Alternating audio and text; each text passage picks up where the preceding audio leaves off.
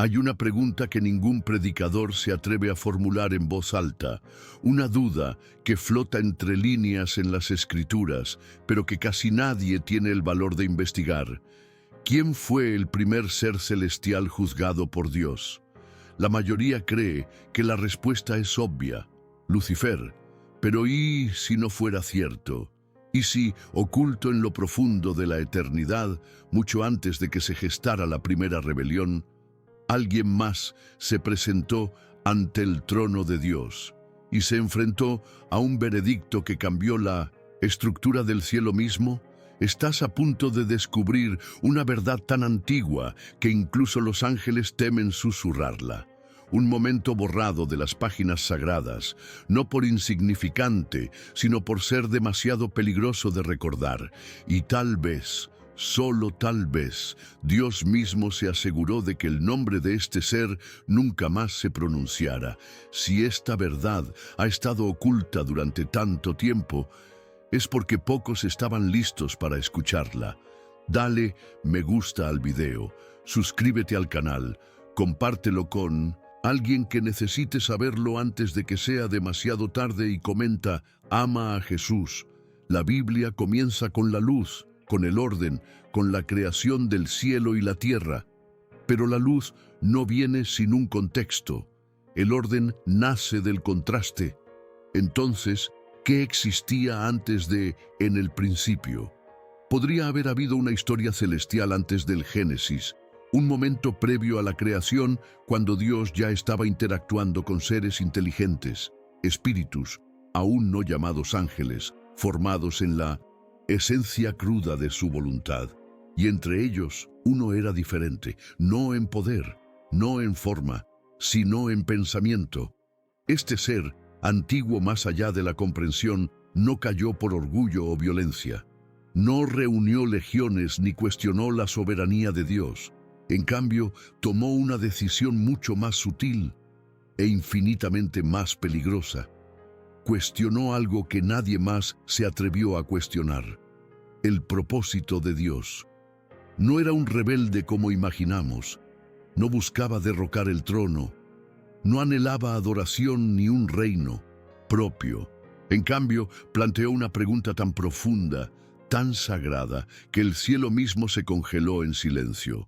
Imaginen, en un reino de perfecta obediencia, donde toda voluntad se alinea con la del Creador, un solo pensamiento rompe la quietud. ¿Para qué crear seres que puedan sufrir? ¿Por qué permitir la imperfección? ¿Por qué empezar una historia que podría terminar en muerte? Ningún ángel se había planteado semejantes preguntas. Solo habían visto la gloria de Dios, la simetría de su diseño, pero este ser vio más allá, o creyó verlo, vio posibles consecuencias: dolor, división, una creación rota, y en su deseo de comprender rozó la frontera entre la maravilla y la transgresión. La corte celestial no estaba preparada para semejante pensamiento, no porque fuera rebelde, sino porque era prematuro, no autorizado. En el tiempo divino, el conocimiento fluye según la revelación, pero este ser se alcanzó demasiado pronto. Él no era malvado, estaba fuera de ritmo, y por eso fue traído ante el Eterno, no arrastrado, no acusado, simplemente convocado. Y cuando estuvo ante el Eterno, no se pronunciaron palabras, porque Dios ya había visto el pensamiento nacer, y en ese momento tuvo lugar el primer juicio de la historia, no sobre el pecado, no sobre el orgullo, sino sobre la comprensión.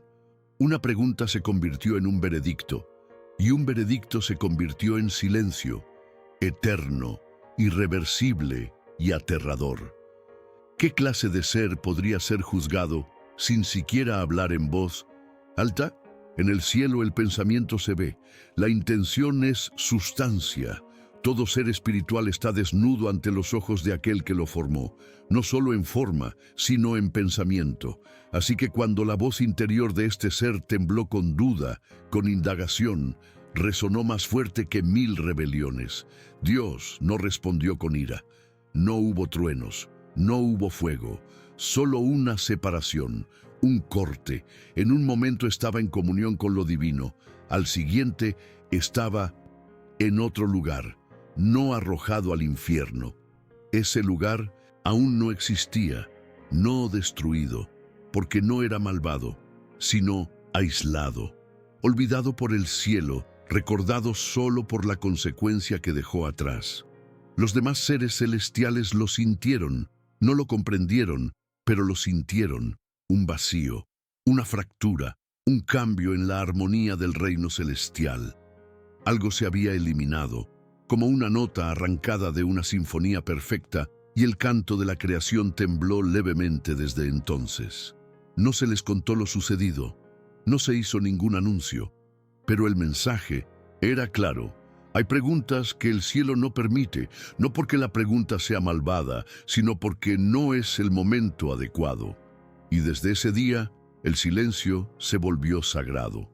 La curiosidad se restringió, y la reverencia ya no era solo adoración, sino autoprotección. Siglos después, cuando Lucifer se agitaba con orgullo y envidia, cuando se imaginaba a sí mismo como el Altísimo, ¿será que recordaba a aquel que vino antes? ¿Aquel ser ancestral que preguntó primero y fue borrado? Quizás la caída de Lucifer fue diferente, más ruidosa, más grandiosa, pero nacida de la misma raíz, una ruptura en el orden del conocimiento divino. Algunos eruditos creen que el desafío de Lucifer no fue original, sino heredado, no de un mentor, sino de la memoria. Y si el primer juicio se convirtiera en un precedente silencioso, un relato prohibido transmitido en miradas, no en palabras, entre las altas esferas del mundo espiritual. Una advertencia no escrita, sino sentida. Los textos que poseemos, tanto canónicos como apócrifos, nunca mencionan a este ser directamente, pero hay sombras extrañas. El libro de Enoc habla de espíritus arrancados de la memoria. El misticismo judío alude a un vigilante antes del tiempo. Y en el Apocalipsis, a Juan se le prohíbe escribir lo que dijeron los 7 truenos. ¿Por qué? ¿Podría ser que el mensaje de los truenos llevara un nombre que fue borrado? ¿Un juicio demasiado antiguo, demasiado fundamental para ser pronunciado? Y si eso es cierto, ¿qué más se ocultó? ¿Qué otros veredictos tuvieron lugar en el reino anterior al tiempo, dando forma a lo que ahora llamamos creación? Si incluso Lucifer fue el segundo, entonces, ¿quién fue el primero? En las capas invisibles de la existencia, más allá de lo que los profetas pudieron registrar, más allá de lo que a los ángeles se les permite recordar, la marca de ese primer juicio aún perdura. No como un castigo que resuena, sino como un silencio que perturba, y quizás eso sea más aterrador, porque el silencio en el cielo nunca está vacío, es estructurado, tiene un propósito, está protegido. Así que cuando algo se borra, cuando ningún ser se atreve a mencionar lo que una vez fue, sugiere una verdad demasiado grande para procesar, no porque sea falsa, sino porque quema. Y quizás es por eso que las Escrituras no comienzan con lo que fue, sino con lo que se permitió decir.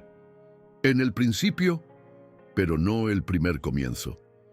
Consideren esto, el jardín del Edén no era solo un paraíso, sino una frontera, no solo entre Dios y el hombre, sino entre la revelación y el ocultamiento. ¿Y qué había a la entrada tras la caída de Adán?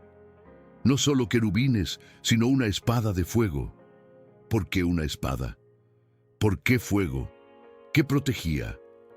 Algunos antiguos pensadores hebreos creían que no solo se custodiaba el Edén, sino una verdad más profunda que yacía tras él, un secreto no destinado a la humanidad caída. ¿Podría ese secreto ser el registro del primer juicio? ¿Podría la espada ser un recordatorio de que ciertas preguntas aún tienen consecuencias eternas y sin embargo quedan preguntas? Si ese ser fue juzgado antes del tiempo, ¿dónde está ahora? No en el infierno. Ese lugar fue creado para los rebeldes, no entre los vigilantes. Llegaron después, no entre los espíritus vivos que rodean el trono, cantan en unidad. ¿Y entonces dónde? Existe un reino más allá de los reinos, una dimensión oculta incluso para los ángeles, donde los seres no están muertos ni condenados, sino suspendidos, silenciados. Los teólogos a menudo evitan estas preguntas, pero los místicos lo han insinuado. Una zona de quietud, un exilio espiritual, un observador olvidado, siempre despierto, siempre observando y siempre invisible. Pero, ¿y si ese observador sigue conectado? ¿Y si su castigo no fuera el desapego absoluto, sino la observación eterna? Imagina verte obligado a presenciar sin ti la historia de la que una vez formaste parte. Ver la creación del hombre, la caída, el diluvio, el pacto, los profetas, la cruz, la iglesia, todo sin ser reconocido, nunca más capaz de hablar, solo capaz de ver. ¿No sería esa la forma más refinada de juicio? ¿Un veredicto de conciencia sin participación? ¿Presenciar la redención permaneciendo fuera de su alcance? Hay algo profundamente inquietante en la idea de un ser que observa, pero que ya no pertenece. No caído, no perdonado, simplemente eliminado. En nuestro mundo, asociamos el juicio con la violencia, el fuego, el castigo.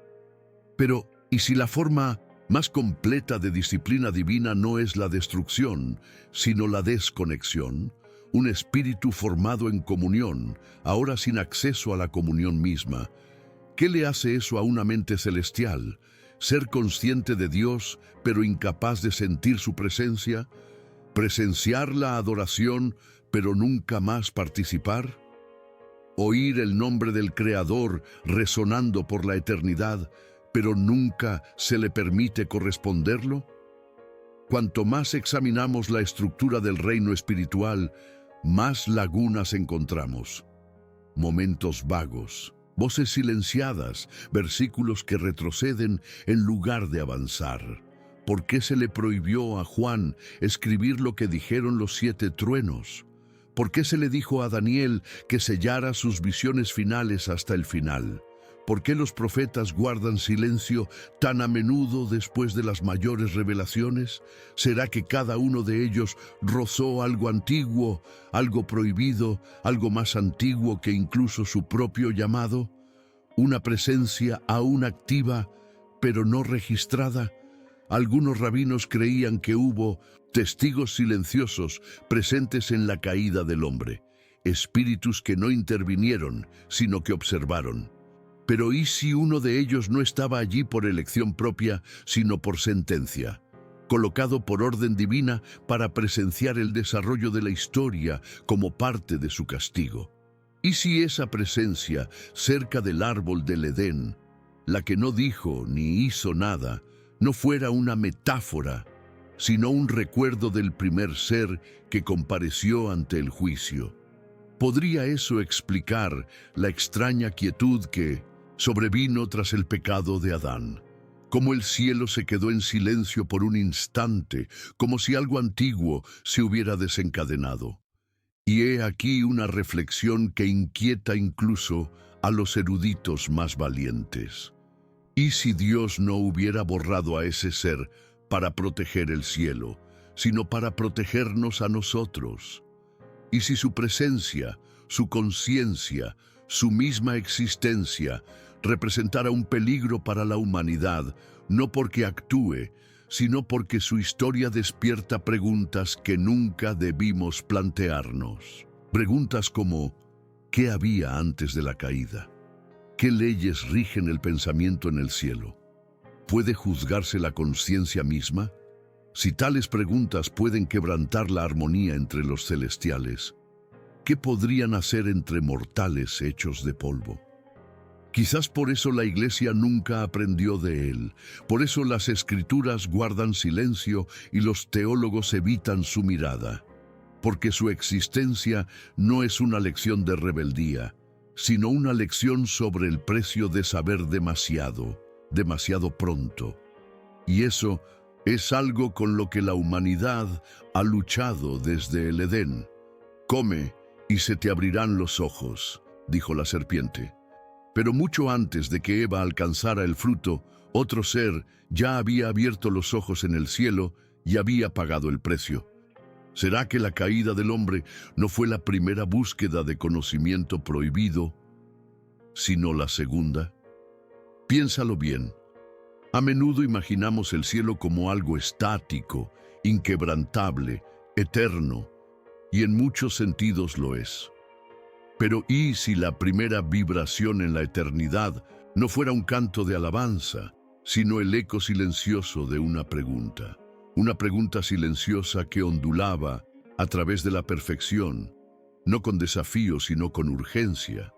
Un deseo no de gobernar, sino de comprender. Sin embargo, incluso ese deseo, cuando es inoportuno, se vuelve peligroso. ¿Será por eso que el temor del Señor se llama el principio de la sabiduría? Porque la sabiduría sin reverencia puede llevar incluso al espíritu más radiante al juicio. Y si la historia de este ser nunca estuvo destinada a ser contada, sino a ser recordada, no a través de nombres, versos o doctrinas, sino a través del instinto, la sensación espiritual de que algunas verdades son demasiado pesadas para la época actual. ¿La has sentido alguna vez? Esa vacilación al adentrarte demasiado en los misterios divinos, esa santa resistencia cuando tu curiosidad te presiona más allá de lo que tu espíritu está listo para soportar. Quizás no sea solo precaución, quizás sea un límite impuesto por el juicio de un ser que ni siquiera sabemos que recordamos. Se rumorea entre las tradiciones antiguas que el velo entre el cielo y este ser es más delgado de lo que creemos, que en ciertos momentos, durante la intercesión profunda, la revelación intensa o las horas finales de los santos, su presencia está cerca, observando, no con odio, no con venganza, sino con un peso que ningún ser humano puede comprender. ¿Qué espera? ¿Una última palabra? ¿Un cambio de rumbo? ¿O simplemente el final de la historia que nunca se le permitió completar? Si aún observa, ¿qué verá el día que Dios cierre el libro? Algunos creen que el exilio de este ser sirvió no solo como castigo, sino como contención divina, que sus pensamientos, una vez liberados sobre la creación, podían sembrar incertidumbre e inestabilidad incluso entre los fieles, no porque fueran malvados, sino porque eran demasiado prematuros, demasiado crudos, como tocar un rayo antes de comprender el fuego. ¿Qué sucede cuando la revelación llega antes de estar listo? Esa es la pregunta que su juicio grabó para siempre en el orden espiritual.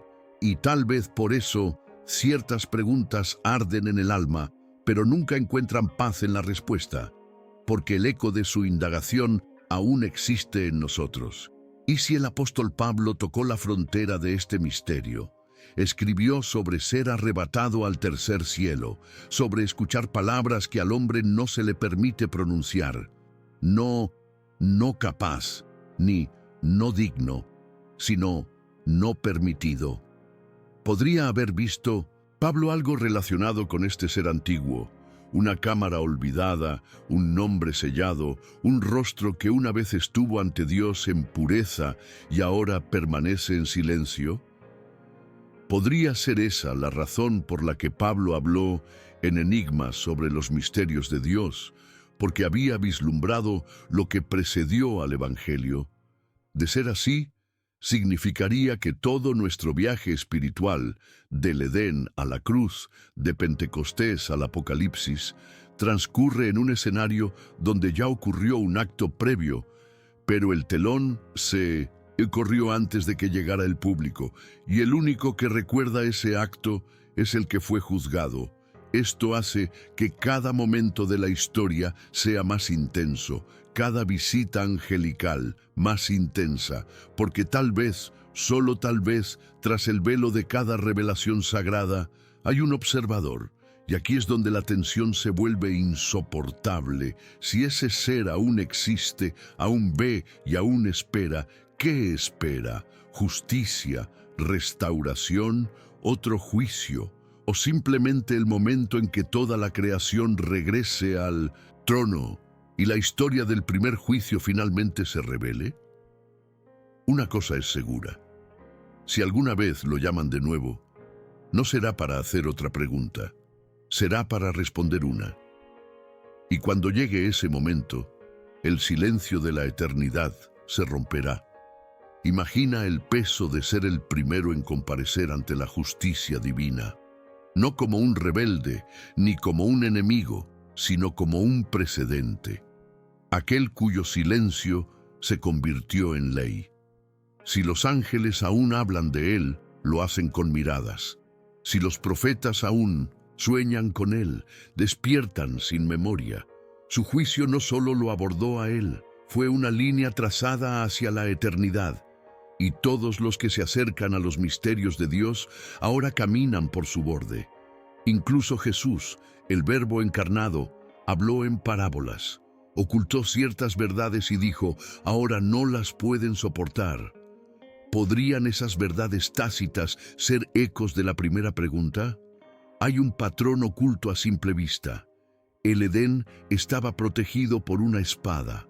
El Sinaí estaba cubierto de fuego y humo. No se podía entrar al lugar santísimo sin sangre. Una y otra vez vemos el mensaje.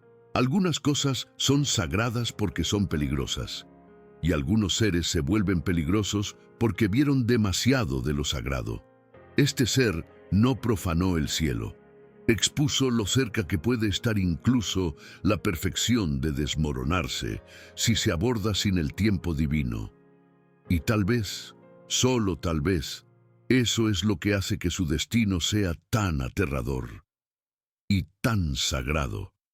Algunos místicos creen que el silencio de este ser se convirtió en parte de la esencia misma de la restricción espiritual, que su eliminación se convirtió en un modelo, un cortafuegos divino que limita el acceso simultáneo incluso a las mentes más santas. ¿Será esta la razón por la que las Escrituras deben revelarse progresivamente? ¿Por qué ningún profeta, ningún apóstol, ningún vidente jamás lo comprendió todo? Porque cuando un espíritu vio demasiado a la vez, sobrevino el juicio.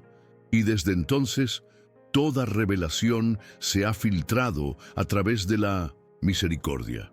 Pero he aquí el pensamiento que hiela el alma. ¿Y si tenía razón? ¿Y si la pregunta que hizo, la que lo condenó, no nació de la arrogancia, sino de la claridad? ¿Y si vio el sufrimiento venidero, la sangre que se derramaría, la traición, la oscuridad, y suplicó por otro camino? ¿Y si Dios, en su soberanía, aún así eligió la cruz? Si eso es cierto, entonces el primer juicio no fue contra un rebelde. Fue contra el primer ser que no soportó presenciar el dolor del amor. Si el primer ser juzgado por Dios no era malvado ni rebelde, sino quebrantado por la revelación, entonces su historia lo cambia todo. Replantea nuestra perspectiva de la justicia divina, nuestra interpretación del silencio y nuestra evaluación del precio del conocimiento. Su pregunta pudo haber sido pura, su preocupación real, su conciencia adelantada a su tiempo.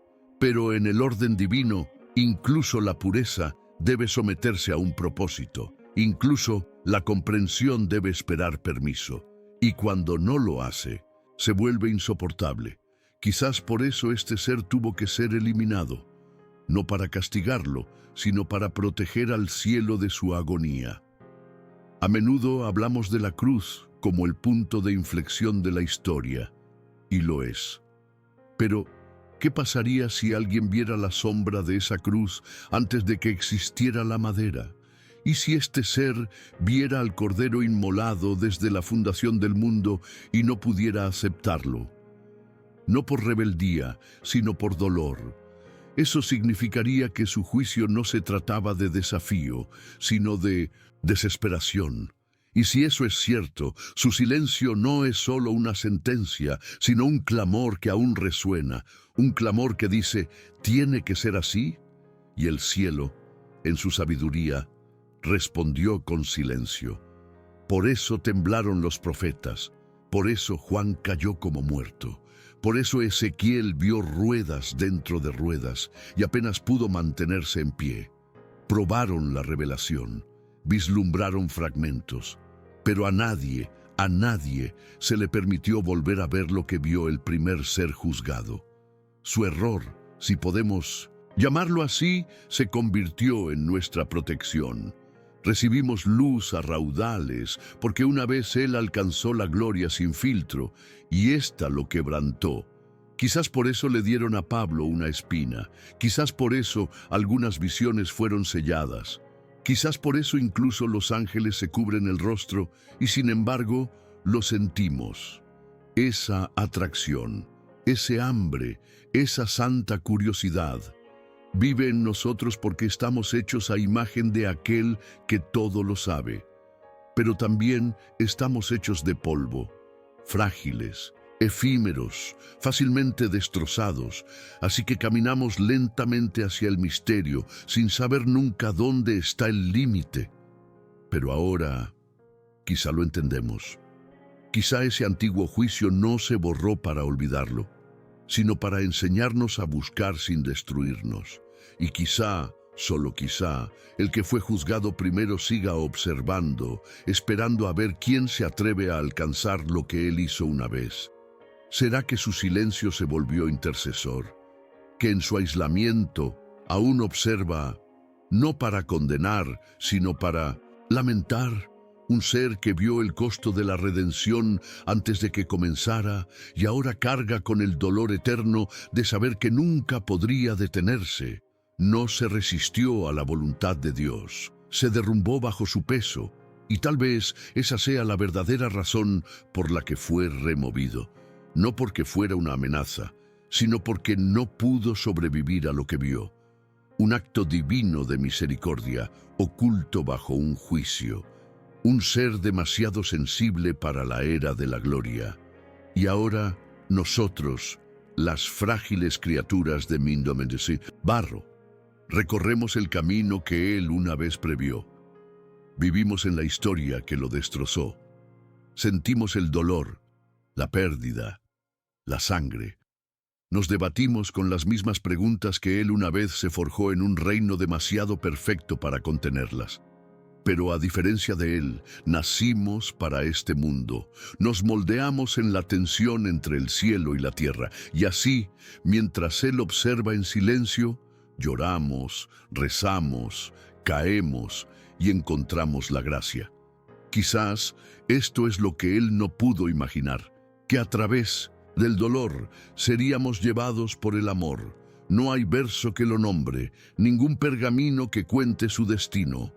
Pero quizá no sea porque fue borrado, quizás sea porque su historia quedó inscrita en la estructura misma de la creación.